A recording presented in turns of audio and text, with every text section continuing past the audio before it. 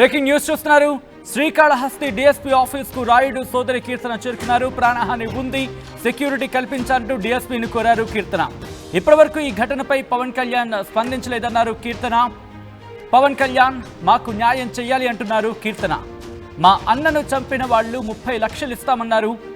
Case విషయంలో సైలెంట్గా ఉండాలంటూ చెప్పుకొచ్చింది కీర్తన. కానీ మేము అందుకు ఒప్పుకోలేదంటూ చెప్పుకొచ్చింది కీర్తన. ఈ నేపథ్యంలో కీర్తన ప్రస్తుతం అక్కడికి చేరుకుంది.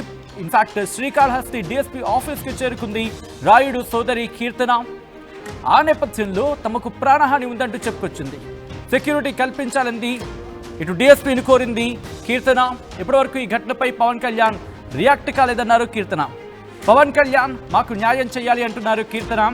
మా అన్నను చంపిన వాళ్ళు 30 లక్షలు ఇస్తామన్నారంటూ చెప్పుకొచ్చారు కీర్తన. ఒకసారి కీర్తన ఏమన్నారో చూద్దాం. నేను మీకైతే సోషల్ మీడియా వాళ్ళకి ఒకటైతే గట్టిగా చెప్పగలుగుతున్నాను, ఇక్కడ మేము ఏది మాట్లాడామో అదే అక్కడ టెలికాస్ట్ చేయండి. మేము మాట్లాడింది ఒకటి, మీరు కట్ చేసి ఒకటి వేయడానికి మీకు అసలు ఏ రూల్స్ లేవు. మేము ఏది మాట్లాడతామో అది అక్కడే ఇవ్వండి. మీకు ఇష్టం వచ్చినట్లు కట్ చేసుకొని మీరు వేసుకుంటే మాకు అన్యాయంగా ఇంకేం జరుగుతుంది? మీరు చేసే దాన్ని బట్టి మాకైతే న్యాయం కావాలి. దీని ద్వారా అక్రమ సంబంధాలు అది ఇది అన్నారు. మీకు తెలుసా? ప్రూఫ్స్ ఉన్నాయా మీకేమన్నా? మీరు ఎట్లా వేస్తారు మరి? ప్రూఫ్స్ ఉంటే పెట్టి చూపించండి. ఏదో రెస్టారెంట్ లో ఇద్దరు కూర్చొని ఫోటో దిగారని చెప్పి దాన్ని పెట్టుకొని మీరు అక్రమ సంబంధాలు అవి ఇవి ఉన్నాయని చెప్పి అంటే ఎట్లా తెలుసు మీకు అక్రమ సంబంధాలు ఉన్నాయని? మీరు ఏమన్నా చూసారా? చెప్పండి. ఇలాంటి తప్పు చేసేవాడు కాదు. దీన్ని అయితే బల్ల గుద్ది చెప్పగలుగుతాను నేను. మా అన్న అయితే అలాంటి వాడు కాదు.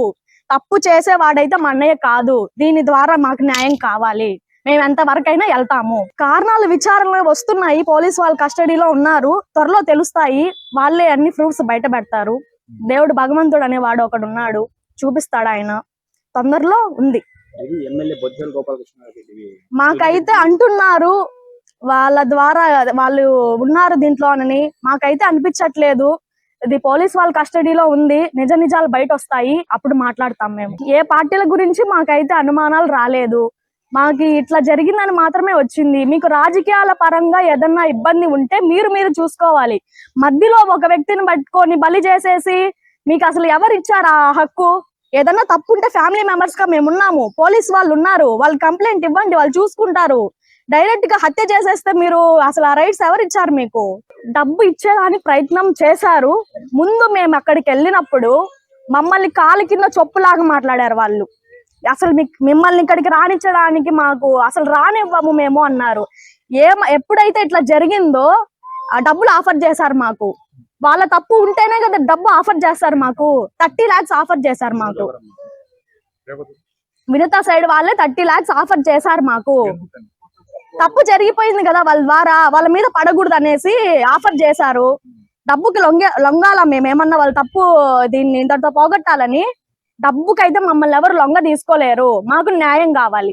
న్యాయం అయితే జరగాలి మాకు. దీని ద్వారా మేము సోషల్ మీడియాలో పదే చెప్తున్నాను, సోషల్ మీడియాలో ఏదైతే మాట్లాడతామో అదే టెలికాస్ట్ చేయండి. కట్ చేసి మీకు కావాల్సిన విధంగా అయితే పెట్టకండి. అసలు ఇంటర్వ్యూ కూడా రావద్దండి. మీరు మాకేం రాలేదండి, రాలేదు. అదే మేము కూడా బాధపడుతున్నాము. చిన్న వాటికి ఆ సార్ స్పందిస్తాడు, దీనికి ఎందుకు ఇంకా స్పందించట్లేదు? మాకు న్యాయం కావాలి. ఆయన దీన్ని త్వరగా యాక్షన్ తీసుకోవాలి. నిజాలు బయట పెట్టాలి. దీన్ని అయితే గట్టిగా కోరుకుంటున్నాము. మాకు దీని ద్వారా న్యాయం జరగాలి.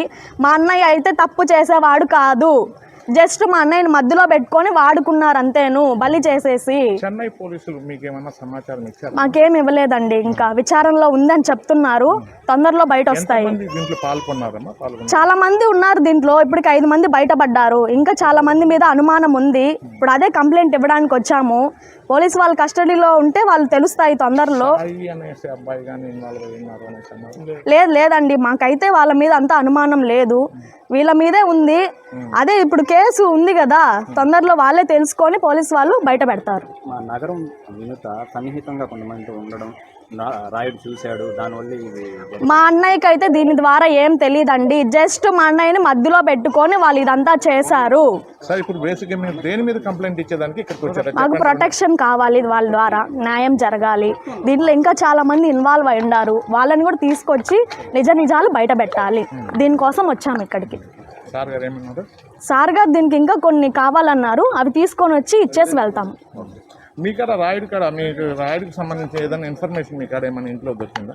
ఏమీ లేదండి, అన్ని వాళ్ళు క్రియేట్ చేసినటివే ఇవి. సోషల్ మీడియా ఇంకా డబల్ క్రియేట్ చేస్తుంది దీనికి. క్రియేట్ చేసింది తప్ప మా అన్నయ్య అయితే ఎటువంటి తప్పు చేసేవాడు కాదు. సోషల్ మీడియాలో వాస్తవాలు కాదంటారు. వాస్తవాలు కాదండి, సగం వాస్తవం ఉంటే సగం అబద్ధాలు ఉన్నాయి.